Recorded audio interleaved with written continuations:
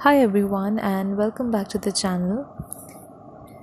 So I hope you all are doing well, and today we are going to start with part 4 of 40 plus PYQs on sociological thinkers or mixed sociological thinkers. And don't forget to watch the previous videos on the same topic, and you'll also get a number of videos on other topics which I've covered previously. And also please don't forget to subscribe to the channel so that we can connect with each other and learn better.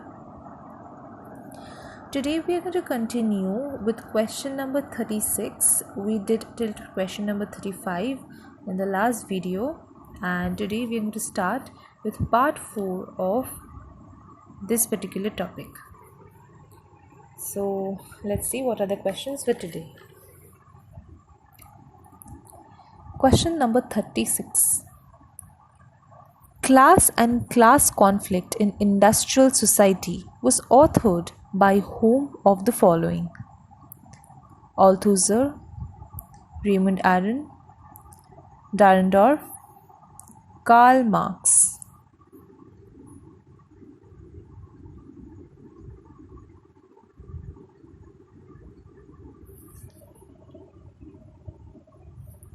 The answer is Ralph Dahrendorf.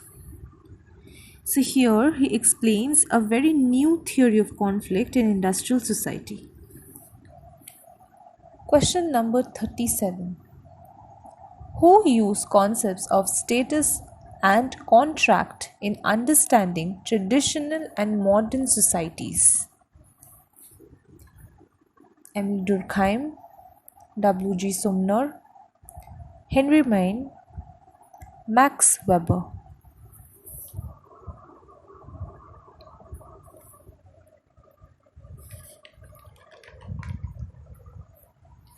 The answer is Henry Maine. Question number 38. The most important characteristic of a charismatic leader, according to Weber, is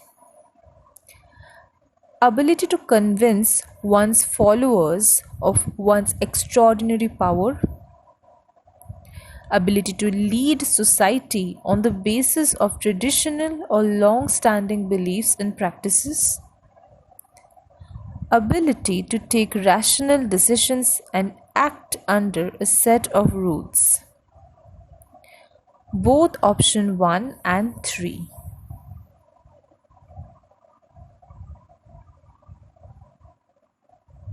Charismatic leader is one who is attractive to public, as we know.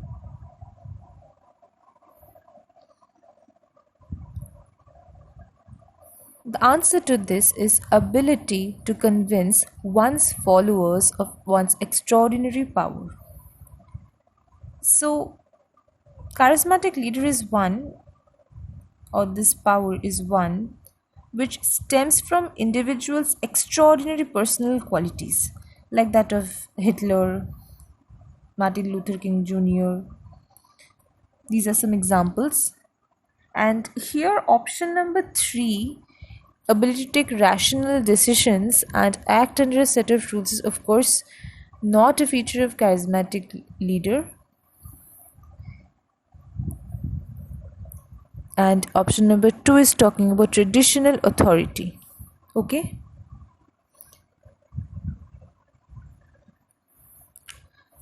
Moving on to question number 39. Underclass is a concept by Maria Mies, Theodore Chanel, Karl Mannheim, Charles Murray.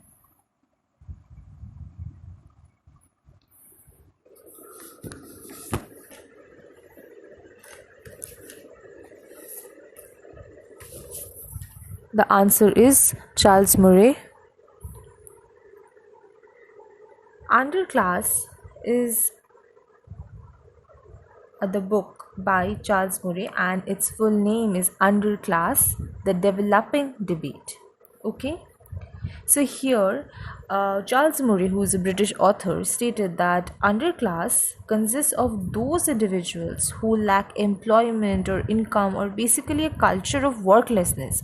So what happens is the children get socialized under this particular culture of worklessness, and often what happens is it creates a potential issue for the society. So these are the ones who lack skills, education, behaviors which are needed to find employment in the modern economy. Okay, so they lack these skills.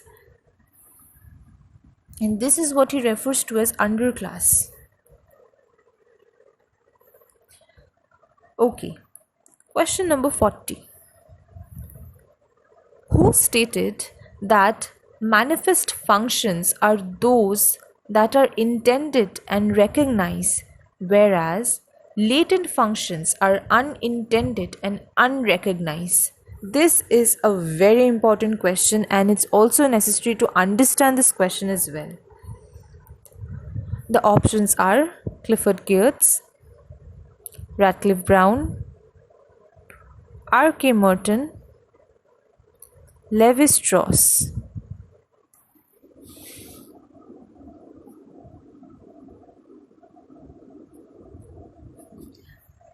The answer is R.K. Merton. And latent function are all those functions which are less apparent, as we say, and intended are the ones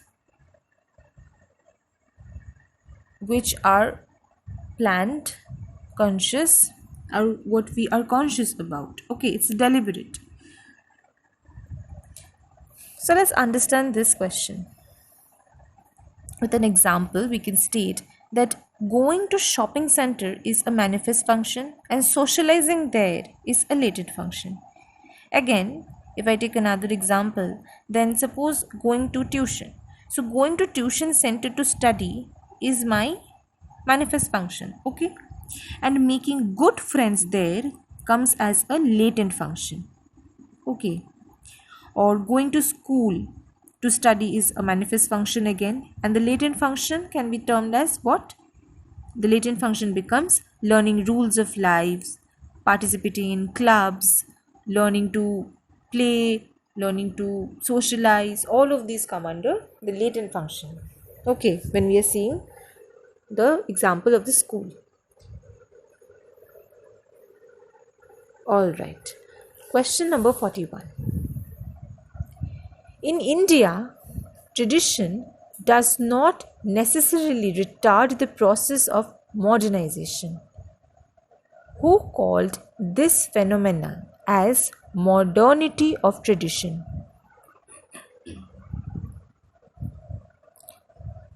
This is a particular quotation.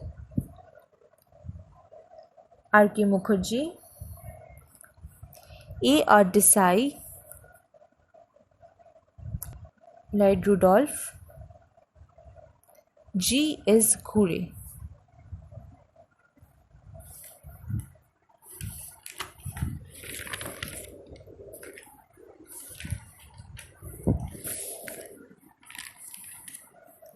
The answer is option C, Rudolph.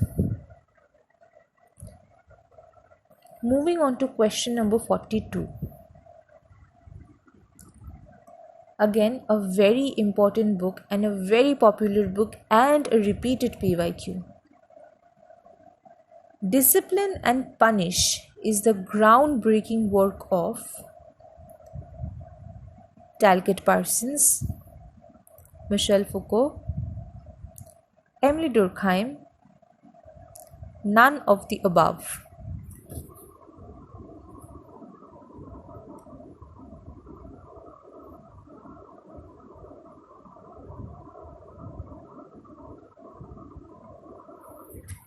The answer is Michel Foucault. And let me remind you that often in examinations we are asked about the chronological order of Foucault's books or any other author's books, and Michel Foucault's books have been asked in number of exams especially for NET examination or SET examination or any other entrance examination. Michel Foucault is important, and so are his books. So remember to see the volumes, the different volumes of Michel Foucault's books as well when we are studying them. So Foucault, who is a French philosopher, asserts that power is not about discipline. Okay, in this particular book, he says that power is not about discipline, or power is not discipline, but discipline becomes one way through which power can be exercised. Alright, so disciplinary power is nothing but a mechanism of power.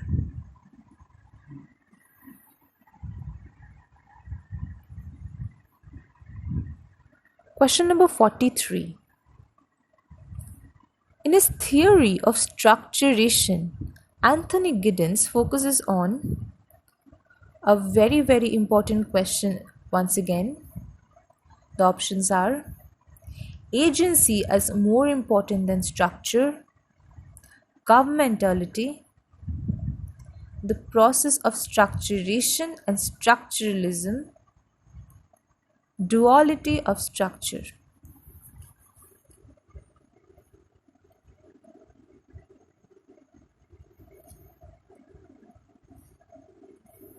The answer is duality of structure.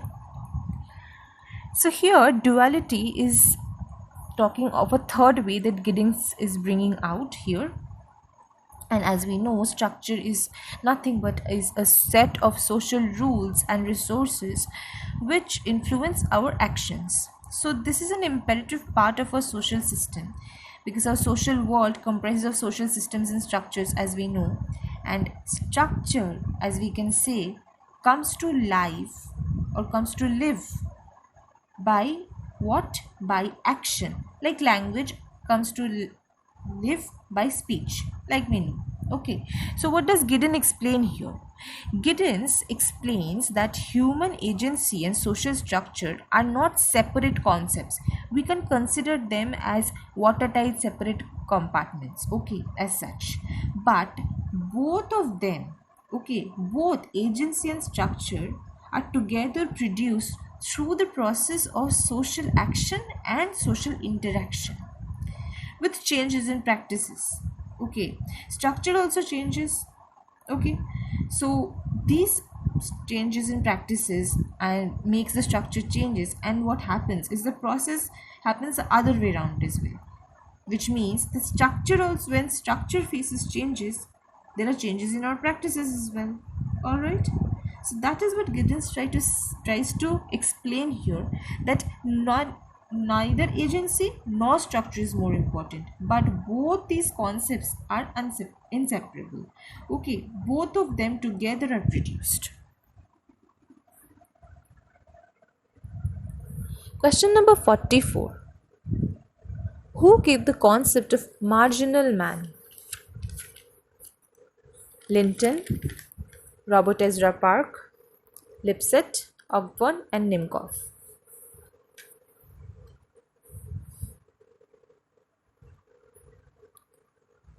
The answer is Robert Ezra Park. Marginal man, or the marginal man theory, which is given by Robert Ezra Park, is talking about the people who live between two places continents, as in they bear mixed cultural traits and hybrid situations, actively partaking in both cultures. Also remember that Samuel Lipset has given the concept of political man. Okay, and political man is a concept as well as a book by Samuel Lipset written in 1960. Okay.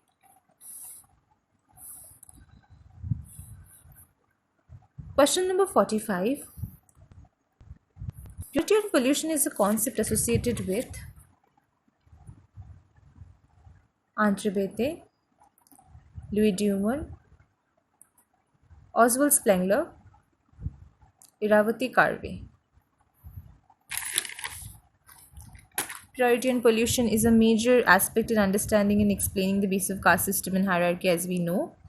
And Dumont is the answer here because he was primarily concerned with the ideology of caste system. And also remember that he is known for his book Homo Hierarchicus. So here ending with part 4. Thank you so much everyone.